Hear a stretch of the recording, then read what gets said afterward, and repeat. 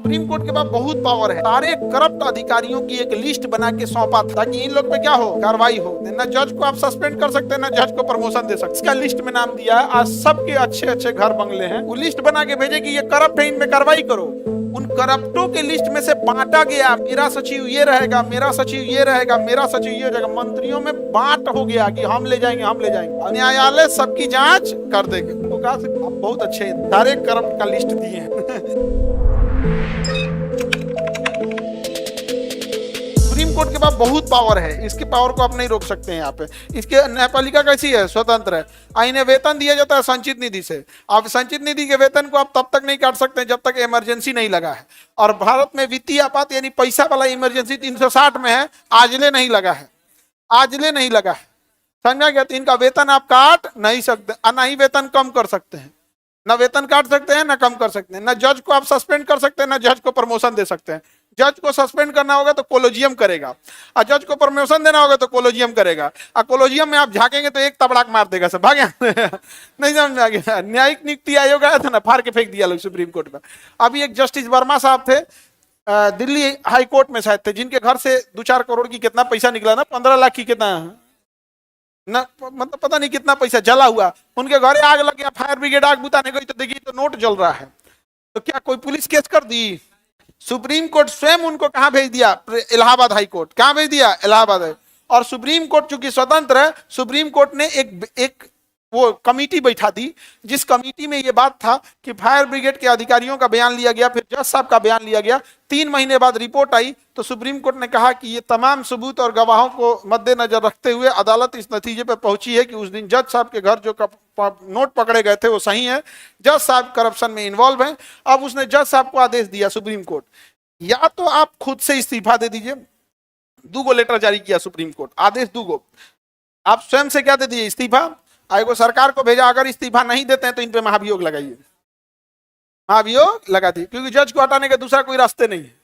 या तो स्वयं से इस्तीफा दे दें, या तो महाभियोग लगे। अब पता नहीं वो इस्तीफा दिए कि नहीं दिए हैं, क्या पता सरकार को ऐसे ही जज की तलाश हो। नहीं समझे? सरकार ऐसे ही जज से तलाश हो। एक बहुत बूढ़े आईएएस अधिकारी थे, वो बहुत बड़े पद पर रिटायर हुए थे और अब बुजुर्ग हो गए हैं, 80 साल की एज है यहाँ पे। तो उन्होंने बताया कि हमसे बता रहे थे कि सर, मैं जब सीएम सेक्रेटरिएट में था, सचिव था सीएम को, तो मैं राज्य के, बिहार के सारे करप्ट अधिकारियों की एक लिस्ट बना के सौंपा था। लिस्ट बना के क्या किया था? सौंप दिए थे ताकि इन लोग पे क्या हो, कार्रवाई हो। लेकिन कार्रवाई हुई नहीं। लेकिन हमने जिसका जिसका लिस्ट में नाम दिया है, आज सबके अच्छे अच्छे घर बंगले हैं। हमें लगता है कि उन लोग को इन्हीं की तलाश थी। नहीं समझे? वो लिस्ट बना के भेजे कि ये करप्ट है, इनमें कार्रवाई करो। और नेता सबको लगा यही तो चाहिए था हमको। उन करप्टों के लिस्ट में से बांटा गया, मेरा सचिव ये रहेगा, मेरा सचिव ये रहेगा, मेरा सचिव ये हो जाएगा। मंत्रियों में बांट हो गया कि हम ले जाएंगे, हम ले जाएंगे। और उनको कहा कि आप बहुत अच्छे आदमी हैं, सारे करप्ट का लिस्ट दिए हैं।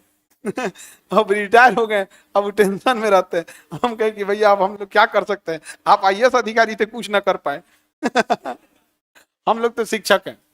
नहीं समझा गया? शिक्षक हैं, लेकिन हाँ इतना जरूर आप लोग को बता देते हैं कि आप रोक के सवाल पूछ सकते हैं। तो सुप्रीम कोर्ट स्वतंत्र है या नहीं है? सुप्रीम कोर्ट स्वतंत्र है।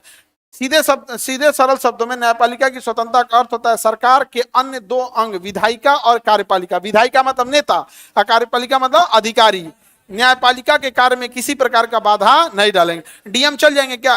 बिजली मीटर जमा नहीं है, पटना के डीएम साहब चल जाएंगे, नाप देगा हाई कोर्ट का, आइए डीएम साहब इधर आइए, आइए हम आपको नाप देते हैं, हम यहाँ पे उठक बैठक करा देगा सुप्रीम कोर्ट। एक डीएम साहब थे, एक बटन खुला था तो नाप दिया था। यहाँ पे क्या तरीका है तमीज़ है? यहाँ पे पार्टी करने आए हैं? Sorry sir, sorry sorry sir, sorry sir, sir 1 second में 8 बार सर बोलता है। Sir sir sir sir sir. आगे बढ़े। न्यायिक पुनरावलोकन समझ में आ गया? आर्टिकल कितना में 137। न्यायपालिका द्वारा व्यवस्थापिका और कार्यपालिका के कार्यों में संवैधानिक जांच की जा सकती है। देखिए, क्या कार्यपालिका न्यायालय की जांच कर सकता है? नहीं। क्या विधायिका जांच कर सकता है? नहीं कर सकता। लेकिन न्यायालय सबकी जांच कर देगी, न्यायालय सबकी जांच कर देगा। जांच कर सकता है न्यायालय।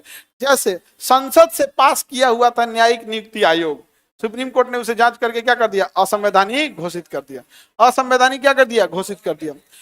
अब जैसे सुप्रीम कोर्ट अभी संसद से पास हुआ है वक्फ बोर्ड अमेंडमेंट एक्ट। वक्फ बोर्ड अमेंडमेंट एक्ट में ना डीएम को पावर दिया गया है कि आप इसमें सुधार कर सकते हैं, और सरकार कह रही है कि डीएम के आने से इसमें सुधार होगा। तो पहली बात कि सरकारी स्कूल भी डीएम के ही अंदर आते हैं, और सरकारी हॉस्पिटल भी डीएम के अंडर में आता है। डीएम से अगर सच में सुधार हो सकता था तो सबसे पहले तो सरकारी हॉस्पिटल और सरकारी स्कूल सुधरते। क्या वक्फ बोर्ड सुधरेगा? जैसे तो अब सुप्रीम कोर्ट ने उस पर स्टे लगाया। जैसे हम लोग से कोई पूछता है तो हम कहते हैं भैया डीएम को नहीं, हाई कोर्ट के जज को पावर दे दीजिए। किसने पावर दे दिया? हाई कोर्ट के जज को, क्योंकि हाई कोर्ट का जज है ना, ये पक्ष मनमानी कर सकता है ना दूसरा पक्ष मनमानी कर सकता है। तो अब कोई कर रहा है कि आप काहे इसमें सलाह दे रहे हैं, तो जरूरत पूछने का ही लिए आया था। तो 3 फीट का माइक ले रहा है सब, पाइप पहुंच दे रहा है। आप क्या कहना चाहेंगे? भैया हमको किसी से कोई मतलब नहीं, शिक्षक का काम होता है सही बोलना, किसी को अच्छा लगे चाहे खराब। भाई तुम डीएम को पावर दोगे, डीएम को मुख्यमंत्री एक बार फोन करेगा कि कुछ कर देंगे डीएम। डीएम को मतलब क्या, मुख्यमंत्री के पास डीएम मतलब क्या होता है? वेटिंग लिस्ट में बैठल रहते हैं लोग। सीएम हाउस में जाओगे ना 12-25 गो आईएएस रहेंगे सब, तुमको लगेगा ये लोग कौन है, बाद में पता चलेगा 2005 बैच आईएएस, 2006 कोखरी, यार यहाँ तो कोई वैल्यू नहीं है। तो डीएम नहीं, किसको देना चाहिए? हाई कोर्ट के जज को, ताकि सच में क्या हो सके, थोड़ा सा ठोस कर बदलाव कीजिए। तो वैसे आदमी कीजिए जो सच में बदलाव कर सकता है। नहीं समझे? किसी को दिक्कत? अब आप बताइए, एग्जाम कंडक्ट करते हैं तो आप सोचिए कि आपके एग्जाम में पेपर लीक हुआ है या नहीं हुआ, ये कैसे पता चलता है जानते हैं? ताज्जुब होगा आपको यदि डीएम लिख के दे दिया कि भागलपुर जिला में कोई पेपर लीक नहीं हुआ है, मान्य हो गया, मान्य हो गया, हो गया, हो गया, मान्य हो गया। यहाँ पे ये तो बात हो गया। वाह, अच्छा डीएम का इतना हिम्मत है कि सरकार के खिलाफ बोल दे, अगले दिन वो पशुपालन विभाग के सचिव बन जाएंगे, बैठाएगा 5 गो भैंस के बीच में उनको,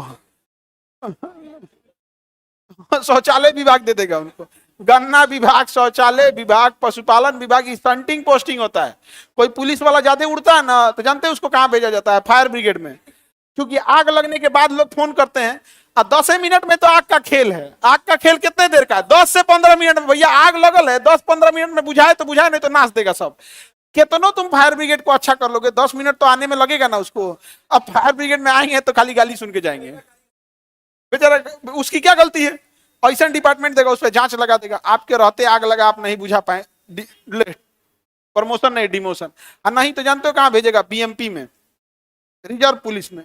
अब देखो जो एसपी रहा होगा जिले का, क्या होगा एसपी, वो कितना उसको पावर हुआ होगा, कितना काम रहा होगा, जिला से जब निकलता होगा तो एसपी साहब उसको कमांडेंट बना के भेजेगा किस में? रिजर्व पुलिस में, बीएमपी में या पीएससी में। वहां जानते हो क्या मिलेगा? लकड़ी की कुर्सी, एगो टेबल, और 2 बटालियन फोर्स। सुबह उतरिए, सावधान, विश्राम, दाहिने मुड़ तेज चल। एसपी साहब 1 साल दाहिने मुड़ तेज चल बाएं मुड़ करेंगे ना, हालत खराब हो जाएगा उनका। बाहर निकलेंगे ना, एगो एफआईआर आ रहा है ना कुछ, अंदर रहिए 4 दीवारी के अंदर। कोई दंगा फसाद होगा, चुनाव ना होगा तो बाहर लेके निकलिएगा इन लोग, ना तो फिर अंदर रहिए। कोई एसपी उलझता नहीं है सरकार से। एक बार उलझेंगे कहां भेजेगा? रिजर्व पुलिस में, और नहीं तो फायर ब्रिगेड में। और आईएएस उड़ेगा तो शौचालय विभाग। क्या ऐसा काम ये सुप्रीम कोर्ट में कर सकते हैं? नहीं कर सकते, कभी नहीं कर सकते। और अगर कार्यपालिका को या विधायिका को सुप्रीम कोर्ट में एंट्री कराया गया तो अगर कोई जज इनके खिलाफ फैसला दिया है तो उसको पटना हाईकोर्ट से उठा के अंडमान निकोबार भेज देगा, केरला भेज देगा। तो डरने लगेंगे लोग, जज लोग भी। जज डरता ही नहीं है, तो कंची कर तो सस्पेंड करेगा हमको, ना हो तो प्रमोशन देगा, तोरे बस में ना है, सस्पेंड करेगा, तोरा अब्बा के बस में ना है। क्या कर लेगा तुम? जब सामने वाला कुछ कर ही नहीं सकता है तो फिर आप उससे डरेंगे? नहीं डरेंगे। यहाँ पे तो न्यायालय को स्वतंत्र रहना जरूरी है या नहीं है? क्या न्यायालय किसी भी पारित कानून की समीक्षा कर सकता है? बिल्कुल कर सकता है, कोई दिक्कत। कार्यपालिका में भी चेंजिंग कर सकता है कि नहीं? कर सकता है। कल को कोई नियम लागू कर सकता है सुप्रीम कोर्ट, यहाँ पर समझा गया कि नहीं? सुप्रीम कोर्ट या वो भी कोर्ट में, समझ में आ गया?